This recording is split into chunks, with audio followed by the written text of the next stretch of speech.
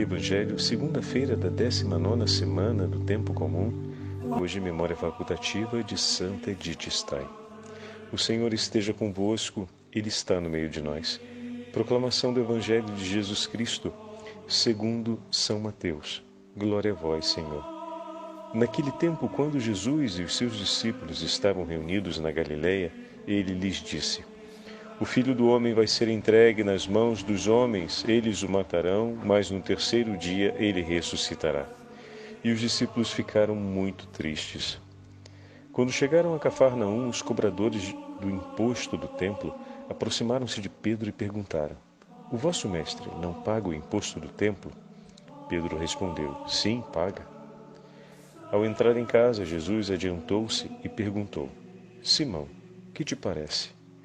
Os reis da terra cobram impostos ou taxas de quem? Dos filhos ou dos estranhos? Pedro respondeu: Dos estranhos. Então Jesus disse: Logo os filhos são livres. Mas para não escandalizar essa gente, vai ao mar, lança o anzol e abre a boca do primeiro peixe que tu pescares. Ali tu encontrarás uma moeda. Pegue então a moeda e vai entregá-la a eles, por mim e por ti. Palavra da salvação. Glória a vós, Senhor. Segunda-feira da 19ª semana do Tempo Comum, em nome do Pai, do Filho e do Espírito Santo. Amém. Queridos irmãos e irmãs, hoje a Santa Liturgia nos leva à conclusão do 17º capítulo do Evangelho de São Mateus, onde o Senhor realiza o segundo anúncio da paixão. E em seguida se passa o episódio do tributo do templo que Jesus paga e paga por ele e por Pedro. Nós vamos começar a nossa meditação sobre o texto, mas antes eu queria observar a memória que temos hoje. Aqui na Europa, por ser a copadroeira da Europa, a memória se torna obrigatória. Mas, para a gente no Brasil, nós temos a celebração da memória facultativa de Santa Benedita da Cruz, Virgem e Mártir. Quem é ela? Nós normalmente a conhecemos pelo seu nome de batismo, Santa Edith Stein. Monja carmelita, que durante a Segunda Guerra Mundial foi levada da Holanda para o campo de concentração e foi morta por ser de ascendência judaica. Santa Edith Stein deixou diversos escritos a respeito do amor de Deus e da esperança.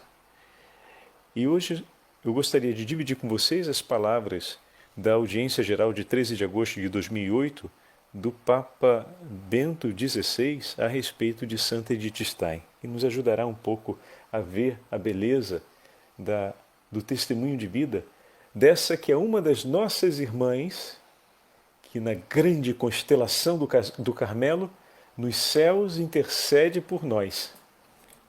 E como uma das características da família carmelitana é rezar pela santidade dos sacerdotes, e em especial eu tive a grande graça de ser ordenado no dia 1º de outubro e desse modo recebi por irmã Santa Teresa do Menino Jesus, e como uma irmã que sabe cuidar dos seus irmãos, ela já mobilizou todas as amigas para rezar por nós.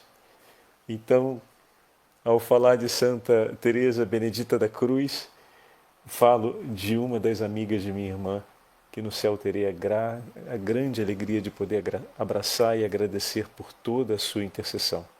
Uma das experiências mais bonitas e delicadas que tive, desculpa se fala um pouco de mim, foi em uma situação muito inusitada por conta de um contratempo que eu acabei vivendo em uma das viagens por causa do mau tempo.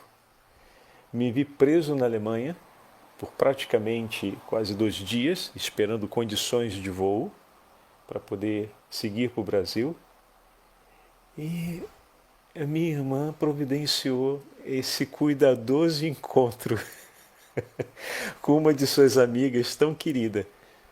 E eu tive a oportunidade assim de conhecer o convento onde Edith Stein, em Colônia, começa o seu itinerário de vida consagrada e de onde partiu para a Holanda durante o tempo da perseguição, antes de ser capturada pela Gestapo e levada para o campo de concentração de Auschwitz.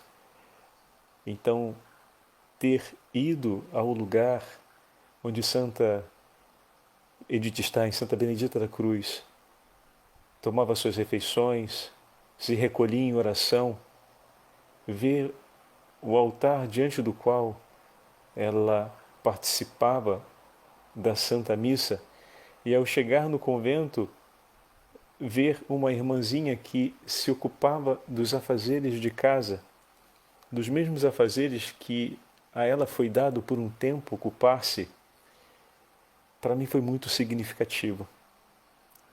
E ali tive a oportunidade de renovar também o dom do meu sacerdócio, mas não só isso, e de confiar mais uma vez o meu coração e o meu sacerdócio a essa família bendita do Carmelo.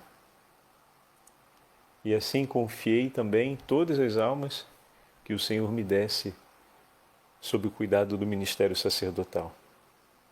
Então saibam que todos vocês que nos escutam regularmente, que caminham conosco através das meditações, vocês têm uma legião de amigos dessa bendita família carmelitana nos céus, que intercede pela necessidade de cada um.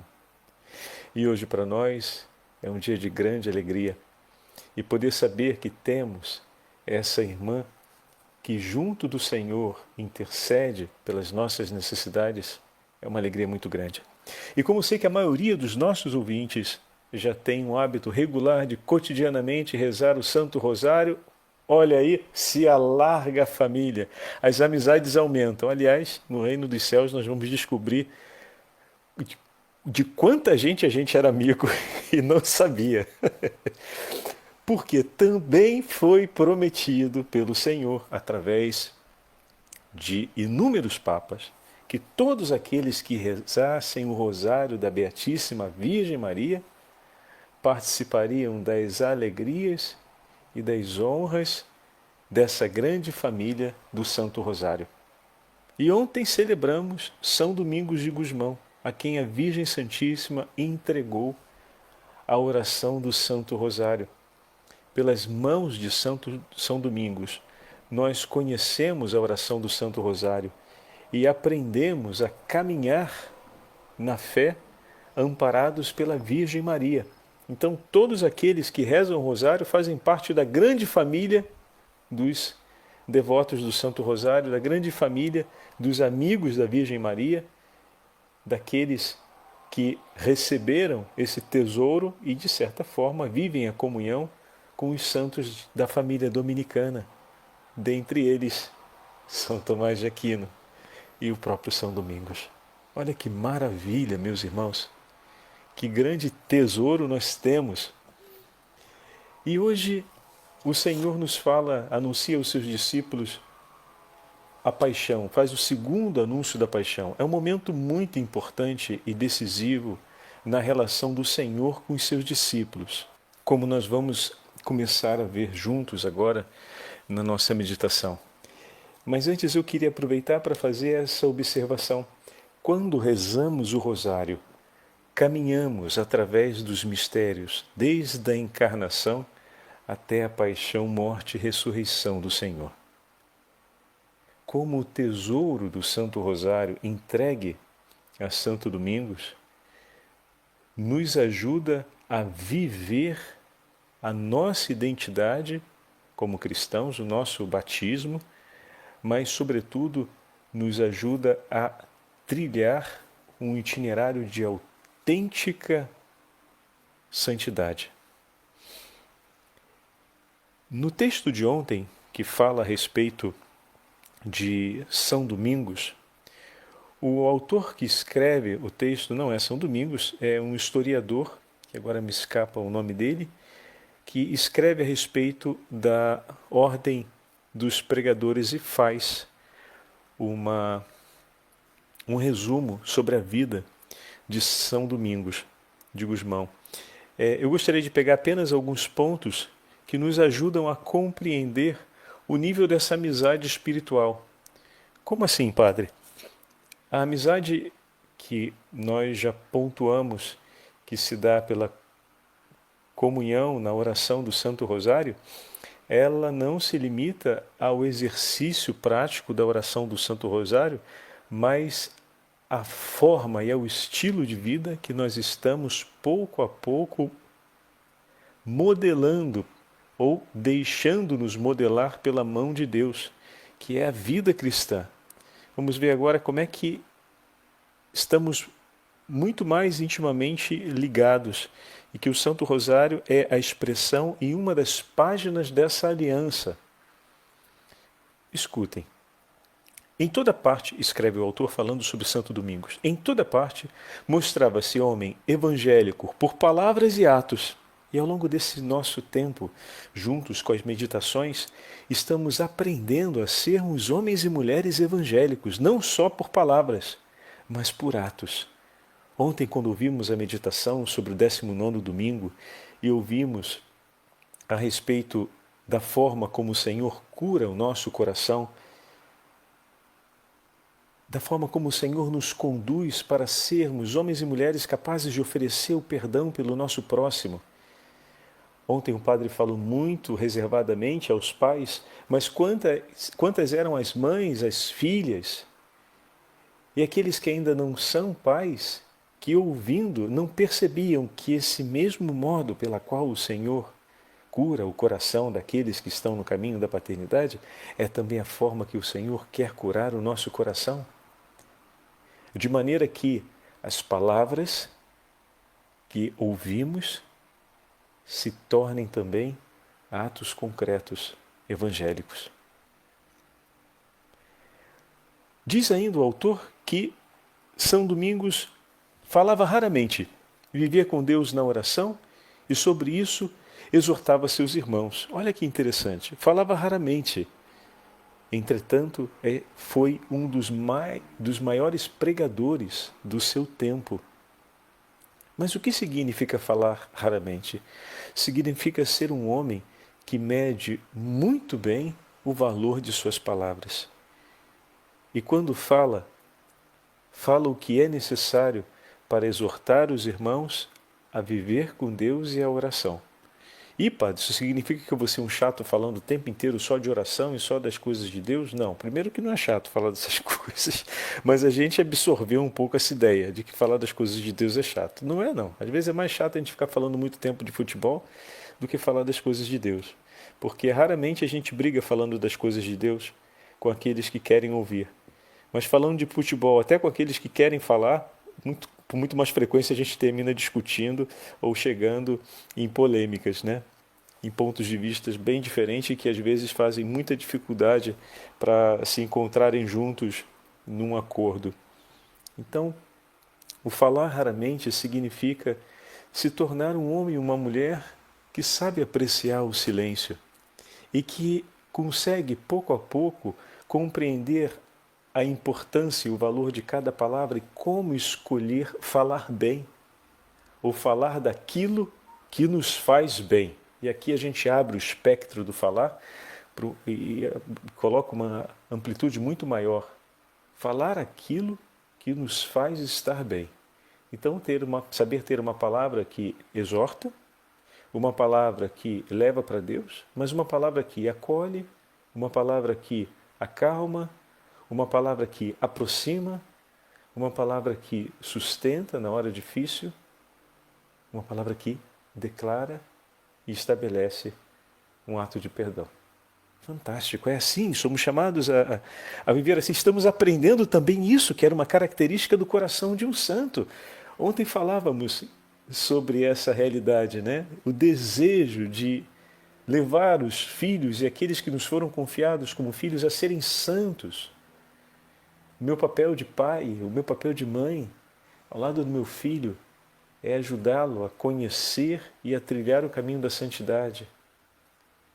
Que toda a educação cristã tenha por objetivo essa que é a única verdade que vale a pena. Nesse universo das múltiplas verdades que ouvimos à direita e à esquerda, para um lado e para o outro, para cima e para baixo, todo mundo diz alguma coisa que é importante. No final das contas, se a gente faz uma tabela, eu fico pensando nesses pais que estão começando agora a, a vida como pais, tiveram um primeiro filho esse ano, então imagina agora no ano da pandemia, misericórdia. Se já antes da pandemia eu vi alguns jovens pais fazendo planilha de tudo aquilo que era importante quando começar a alimentação, a posição de botar o filho para dormir, isso e aquilo, a luz, as cores. É bem verdade que a ciência e a progressão do saber nos ajuda a oferecer sempre o que é melhor para os nossos filhos, é desejar por eles um bem alcançável, né? E nos empenhamos por isso.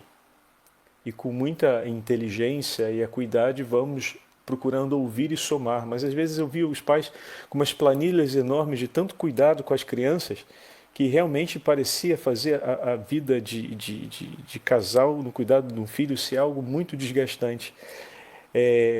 Mas a gente sabe que o amor nos leva a superar esses desgastes. Uma coisa que me preocupava era ver que nem sempre estava contemplada naquela planilha o fim último pela qual o Senhor nos confiou aquele filho ou aquela filha. Ele nos confiou aquele filho, aquela filha, para que a gente ensine eles o caminho da santidade. Para que a gente leve eles a ter gosto por ser santo. E para que eles, olhando para a gente, saibam como e por onde seguir, por onde caminhar. Isso é um compromisso muito grande. E isso é a essencialidade, sobre tudo, sobre toda a história. E às vezes não era contemplado isso naquela folha tão cheia de recomendações e instruções. E nós estamos hoje olhando, aproveitando esse momento para olhar um instante a vida de São Domingos e perceber como é que já estamos consolidando, oh maravilha, que bom, né? Já estamos consolidando algumas mudanças na nossa vida pessoal e na nossa vida familiar que nos leva nessa direção. Bendito seja Deus. Bendito seja Deus. Vamos ver mais uma? Havia um pedido a Deus que lhe era frequentemente e especial. São Domingos pedia que Deus lhe concedesse a verdadeira caridade, eficaz em atender e em favorecer a salvação dos homens. Assim fazia porque julgava que só seria verdadeiramente um bom cristão quando se entregasse totalmente à salvação dos homens, como o Salvador de todos, o Senhor Jesus Cristo, que se ofereceu todo para a nossa salvação. Esse é um tema recorrente nas nossas meditações. Estão vendo, meus irmãos?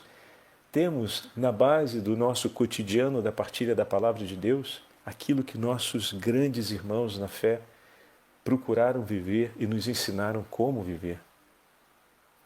Entregar a nossa vida junto a Cristo pela salvação das almas. Consagrar a entrega dos meus dias para levar a minha família ao céu. O Senhor me fez chefe de uma família, o Senhor me deu a graça de ser pai, me deu a graça de ser mãe, abençoou o meu ventre para trazer a vida aos meus filhos, para que todos possamos estar juntos no céu. E aqui a gente lembra do testemunho daquela mãe com seus 7 filhos, que nos primeiros inícios da vida cristã entregou-se junto com eles para conquistar a coroa dos céus. E olha aí, São Domingos, aquele a quem a Virgem Maria confiou o início da família do Santo Rosário, na qual nós tomamos parte, também perseguia essas mesmas coisas que nós estamos agora começando, alguns a aprender e outros reavivando o desejo de colocar em prática. Bendito seja Deus, vamos em frente. Agora o último ponto. São Domingos trazia sempre consigo o Evangelho de Mateus e as epístolas de São Paulo. Lia-os tanto e tanto, a ponto de sabê-los quase de cor. Que maravilha, né? E olha que a gente está fazendo a leitura de Mateus, pedacinho por pedacinho. A Santa Liturgia está nos entregando isso, não nesse ano de 2021. A Santa Liturgia sempre nos entregou isso, mas agora nós estamos tomando mão e estamos vivendo esse dom. O dom que foi fundamental para que São Domingos fosse santo. Meditar incansavelmente a palavra de Deus, especialmente o Evangelho de São Mateus e as cartas do apóstolo São Paulo. Olha aí, está vendo? Temos chance sim de trilharmos um caminho forte de santidade e temos os meios. Estão se tornando agora não só acessíveis, mas estamos aprendendo a manejá-los para orientar e conduzir a nossa família no caminho de santidade. Bendito seja Deus. Desde o início do capítulo 17, para ser mais exato, desde a profissão de fé de Pedro, Jesus tem instruído e formado seus discípulos, preparando-os aos futuros acontecimentos da paixão e ressurreição. Hoje, o Senhor faz o segundo anúncio da paixão aos discípulos, mas logo após a profissão de fé de Pedro, nós vimos o primeiro anúncio da paixão e vimos aquela crise que Pedro viveu, que tivemos a chance de meditar juntos e de percebermos como o nosso coração, se deixamos ele ao fragor das águas do tempo e dos acontecimentos da vida, ele se orienta rapidamente na direção das próprias paixões e pode acabar se tornando inclusive um coração de oposição a Deus. E Jesus diz a Pedro: vai para trás de mim, Satanás, porque o que dizes não vem de Deus. E o coloca novamente sobre o seguimento de seus passos. Então, desde aquele momento até agora, o anúncio da segunda paixão, o Senhor tem preparado, instruindo e formando seus discípulos para os acontecimentos que estão por vir, da paixão e ressurreição. Ele, em seguida, ao primeiro anúncio da paixão, falou sobre as condições do discipulado, de tomar a cruz e de segui-lo. Naquele momento em que Pedro, por um instante, se dispersa, o Senhor o coloca no seguimento de seus passos, como o padre acabou de falar, e lhe diz de maneira muito clara: é preciso tomar a sua cruz e seguir. Se forte foi a pancada para fazer Pedro acordar e voltar ao justo caminho, e bendito seja Deus, como falamos naquela meditação, que às vezes nos venham algumas palavras e pancadas fortes para a gente retomar o caminho certo, no momento seguinte, Jesus reafirma a condição do discipulado, no momento seguinte tem a transfiguração, que nós tivemos a oportunidade já de meditarmos juntos e ver como o Senhor ali assegura e testemunha a seus discípulos a glória que nos espera nesse itinerário que precisamos percorrer juntos, o itinerário da cruz. Em seguida, o Senhor, na continuação do capítulo 17, fala a respeito de João Batista e o apresenta como novo Elias, confirmando assim tudo aquilo que os profetas haviam anunciado a respeito da vinda do Filho de Deus e o chamado, por assim dizer, o chamado que João trouxe para convertermos-nos e prepararmos o nosso coração para acolher a Boa Nova. Então o Pai disse, agora o Senhor toma o testemunho de João Batista através da imagem de Elias e confirma mais uma vez aquilo que o Pai havia dito na teofania do Tabor: eis meu Filho muito amado, em quem coloco toda a minha afeição, e escutai-o. E na sequência ouvimos então Jesus falar para nós a respeito da oração e do jejum para combater no vigor da fé. Aquela imagem do Pai que vem diante do Senhor e apresenta seu Filho, que meditamos no sábado, sofrendo. Os discípulos não tinham conseguido porque frágil era a fé deles. E o inimigo de Deus reconhece aquilo que de Deus é em nós.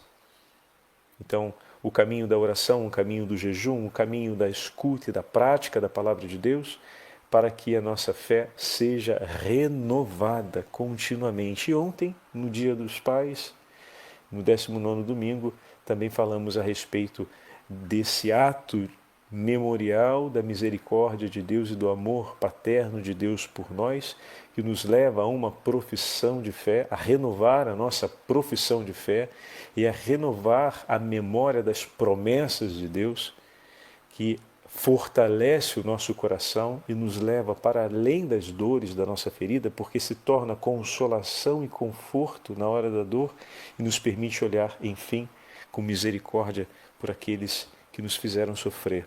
E dessa forma podemos oferecer, junto com Cristo, por eles o perdão. Belíssimo, belíssimo, belíssimo.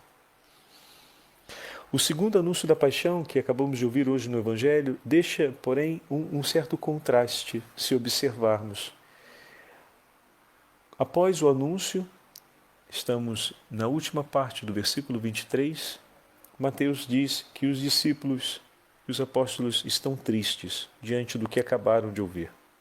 A tristeza deles contrasta com a consolação do Senhor, que cuida dos seus apóstolos nos versículos sucessivos e oferece por eles o tributo, mas o sinal do tributo é a declaração de uma verdade muito maior do que essa, como nós vamos ver.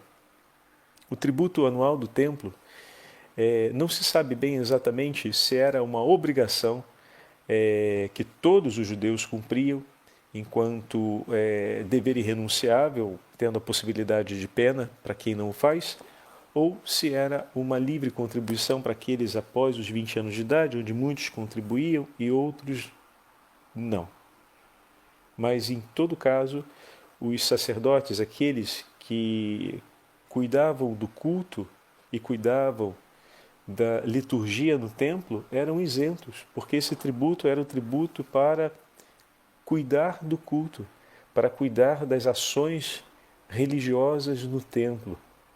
Ou seja, era aquela oferta que se fazia para manter o ato de glorificação a Deus da Assembleia reunida.